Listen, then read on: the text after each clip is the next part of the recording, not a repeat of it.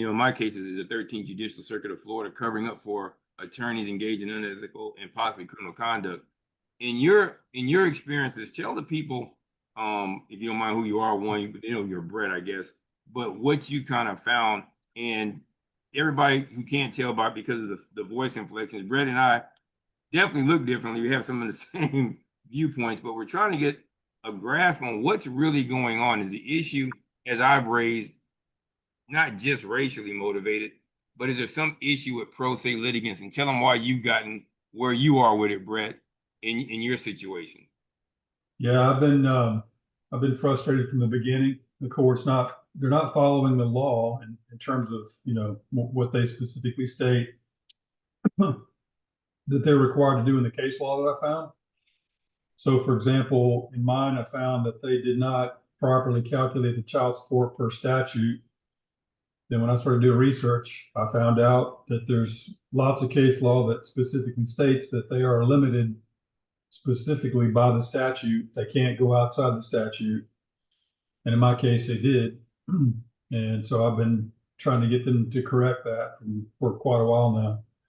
And then I disqualified the initial judge, and now I'm working on disqualifying the second judge because he's throwing similar roadblocks in my way and really just kind of ignoring some of the things that are going on in my case and not giving me any relief.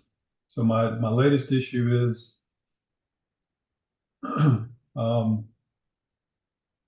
that the Department of Revenue is trying to collect the money that I'm already paying my ex. And my marital settlement agreement clearly says that I pay her.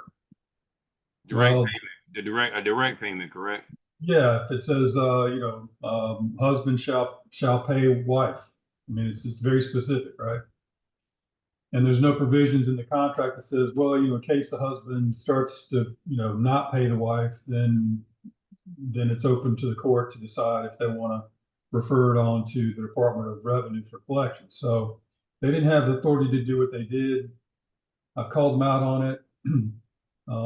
They refused to change it, even though it's very clear in the case law that they can't do that and they're required to correct that remedy.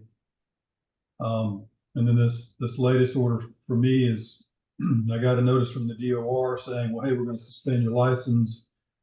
And so I filed a motion like the letter says, filed a petition with the circuit court to, address this issue. And this judge just completely summarily denied it and struck it from the docket. So, I mean, they're clearly just throwing every roadblock in my way. But every time they do that, I just go find more case law that supports my case, and I just keep pushing on them because, either they're going to learn to follow the law or they're just going to have to suffer the consequences of it one way or the other. Which means in this case, I'm going to keep on holding them to the fire, keep on disqualifying judges, keep on pushing, keep on making them work for it. They're trying to state that my motions are frivolous now, which isn't true because everything I've written is, has a basis in fact, that there's an issue and a controversy to be resolved there. And they just continue, like I said, to ignore it. So they're not frivolous. They're just trying to claim that they are frivolous and using that as a tool, one of their tools to just sort of continually disabuse you of your rights and push you into compliance versus actually doing what they should be doing. Now, do me a favor before I move on.